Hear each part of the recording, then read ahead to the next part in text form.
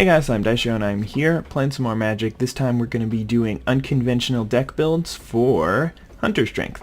And while the first two are sort of just like play the bigger creatures and try and win the late game kind of things, I think that overall some of them are going to be a little bit different than that. But this one you just take out some, this is the way that I'm going to do it. I'm going to take out some of the aggressive cards and like the Overrun, so that the goal of the game isn't to just like play as many creatures on 2 and 3 and 4 as you can and then play an Overrun and win that way, but rather it's to try and actually get to that late game. So we're going to keep in all the prey pawns, and like the Tuskers are really important because you still need to get those out so you can kill creatures with it. Fauna Shaman is so clutch, and this is going to be so clutch here because I haven't actually played a game with it, because it'll be able to go find your finishers once you get to higher mana counts. I also have 25 forests in here, which I think is pretty important, especially with 4 Nature's Lures. It's really a lot of lands, and I hope it won't be too much. But yeah, Predator Ooze is really powerful, so I'm not going to take that out.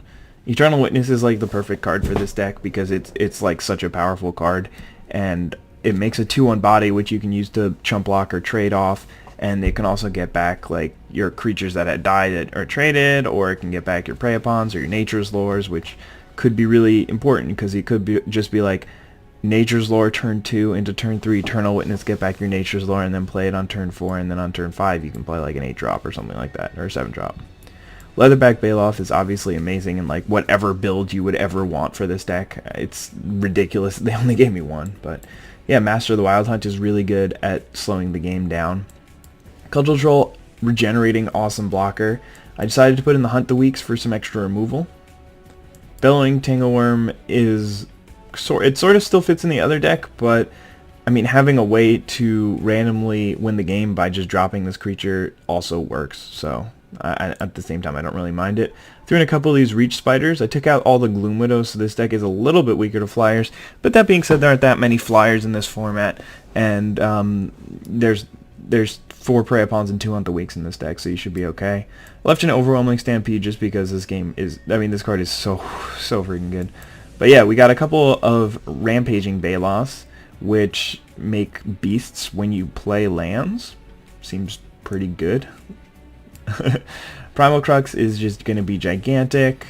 Primeval Bounty is insane. I play with this card in Limited, and it's basically unbeatable. I've seen it played in Standard, and it's like a good card when it resolves, but it is 6 mana and it takes a while to do anything. But in Limited, it's basically just unbeatable if you don't have enchantment removal. Garrick Sword is a sweet card. I mean, you just play a bunch of creatures. It's like green draw, basically. Speaking of green draw, Regal Force. This thing will almost always get you to your finisher once you play it, and it's a 5/5 itself. And there's good old Craterhoof Behemoth, which is just a really fun card. So hopefully this series, or this Hunter Strength will work out. There's no real guarantee that it will, considering that it's not even worth trying to join that game. I'll just wait 10 seconds, not get in, and then just go and create my own match. But this deck, I mean, I'm not as excited about it as I was for Mind Maze, just because I really wanted to see how Mind Maze would work out. This one was kind of just like, well, I'm doing the series, may as well try. See, this is really awkward because I can't keep this hand because I have nothing to do early on. Eternal Witness and Prey Upon just don't do anything together, and then I have a 7-drop and an 8-drop, so I think I'm gonna have to throw this one back. And then there's this one. Oh man, am I gonna keep the 1-lander on the draw? Like, I want to get to a bunch of lands, but actually this hand can win if I draw 1 land. Alright, I guess I'm keeping it. Probably should have tossed it back, but we're going to draw land. It's going to be okay. It's going to be okay. It's going to be okay. Yay! Alright, so that's definitely not so bad. Hopefully we'll draw another land. That way we can play our Tusker next turn, and then the following turn we can go Nature's Lore into Companion. But, alright, so he hasn't done anything yet. Yeah! Look at us go!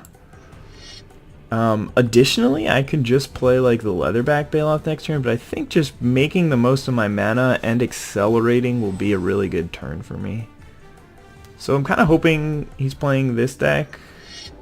Alright, he's playing big green. See, that's the main issue with this deck, is it's big green, but there's a bigger green with better ramp. and like better ways to hold off. Oh wow, another Nature's Lore. So that means that I can get up to 5 mana this turn. So if I draw a land, I can play my Primal Crux. That seems sweet. But if I don't draw a land, then it'll be way better to just have played the Garruk's Companion. No, not really, because then next turn I can still play the Leatherback Baloth and the Garruk's Companion if I don't draw a land. So I'm just going to do that. I'm just going to Nature's Lore, Nature's Lore.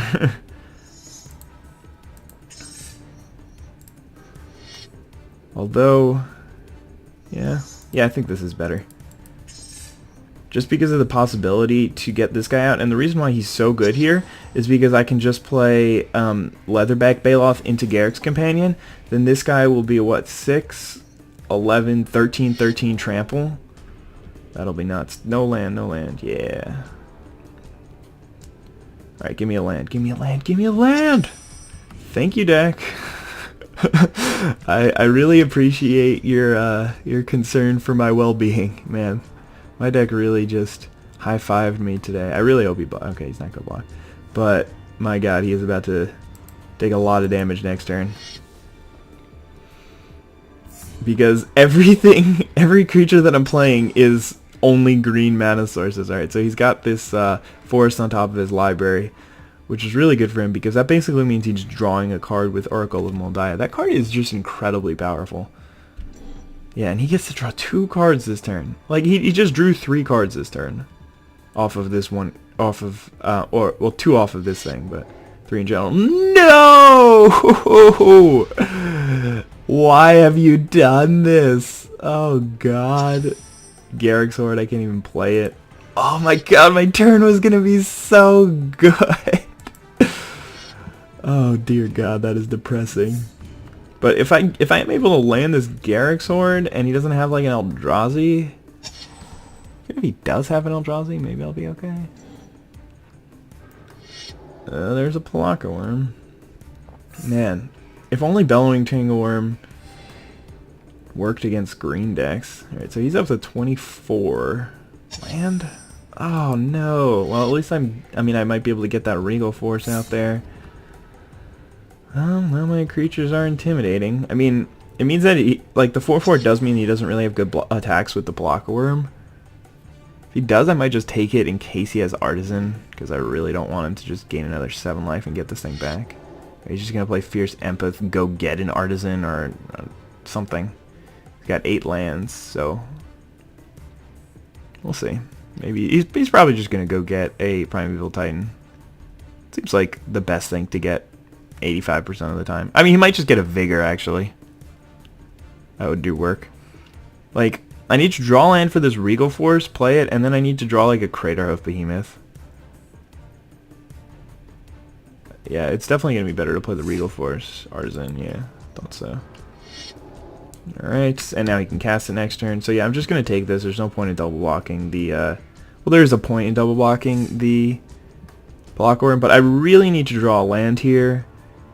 Oh, is he not going to attack? He's definitely going to attack. He's not going to attack, alright. No! Primeval Bounty doesn't do anything here. Ugh. Man, I don't think I am ever unhappy to be able to cast Primeval Bounty. Except for this situation.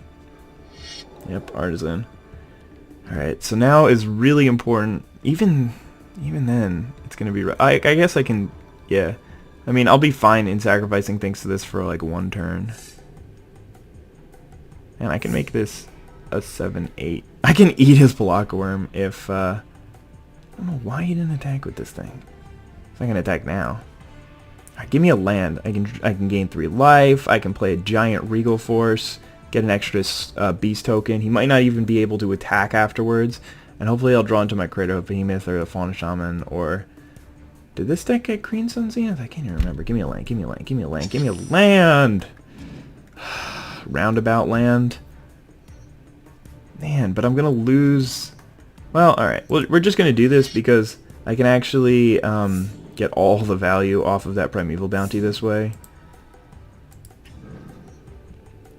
Just a ridiculous amount of value. We want to put them on this thing. And he might not even attack with this artisan. If he does attack, I'm just going to sacrifice 2 creatures because I need all my lands here. And I might just take the damage from artisan. He's got a Terastodon. Oh god. Hope he doesn't blow up my lands. I need them. He's gonna... Oh, he's just blowing up his lands. Only 2 of them? And he didn't even blow up this Primeval Bounty? Dear god, what is this guy doing? Oh, man, this game is sick. I wonder if he's even gonna attack. Like, he gets these Annihilator triggers, which are sweet, but I can just block. He's probably gonna... I mean, he probably should attack, but it doesn't necessarily mean he will. He hasn't attacked thus far, and I thought he should have attacked with the Block Worm a couple of turns ago. Especially since he had Artisan and he could have returned Block. And did he, like, not return Oracle of Moldiah? Like, I didn't even notice that. Man, I can murder his Artisan with my Hunt the Week. Let's just play Regal Force, though, and draw, like, 7 cards. No, wait, 1, 2, 3, 4, 5, 6. Yeah, I'm going to draw 8 cards here. That's not even fair. We drew another Regal Force. We didn't get to our... Wow, we only drew 1 land there? Alright, I do have a Prey Upon, so... Just going to go ahead and cast it to kill his... Wait, cancel. I can actually cast it to kill his Artisan. If I put the 3 counters on the Leatherback Baloth again. Alright, this is awesome. I have double Hunt the Week next turn, so I can kill his big creatures again. Man, I can't believe I didn't draw... maybe I do need Overrun in this deck. Oh no, he's got Eye of Ujin. Oh my god, he can just go find whatever he wants. But I do have another Hunt the Week. Or I do have 2 more Hunt the Weeks, rather. Yeah, okay. He's going to be able to get Artisan to go get back Artisan. Oh, this is ridiculous. Now he doesn't even have attacks. So we just need to, like... We might just Regal Force again. Just to draw the Crater of Behemoth. Yeah, let's do that. Let's put the counters on... Regal Force. I don't know. This is tough. Like, once I get my second Crater of Behemoth, the game's over. So, like, I'm drawing, like, 15 cards here. It's either Crater Hoof or Overwhelming Stampede. Yeah, there's Crater Hoof. I got Prey Upon, sweet. So now we can go ahead and kill Terastodon if we want to. I don't think we want to, though, because then you can go get it back with Artisan.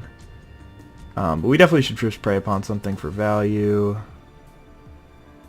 Yeah, let's kill... Let's just use this and kill... Block a Worm. Oh my god, this deck!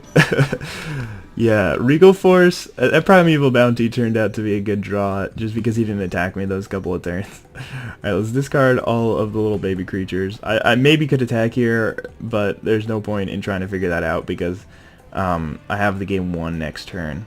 But that being said, I don't, like, I still could lose to All's Dust. So, yeah, let's see, how many do we have to discard? 6? Jeez. 2...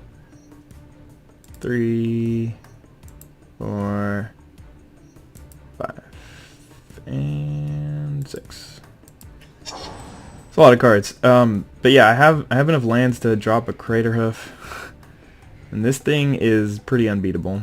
I have what, 1, 2, 3, 4, 5, 6, 7, 8, 9, 10. It's gonna give all my creatures plus 11, plus 11. That should work.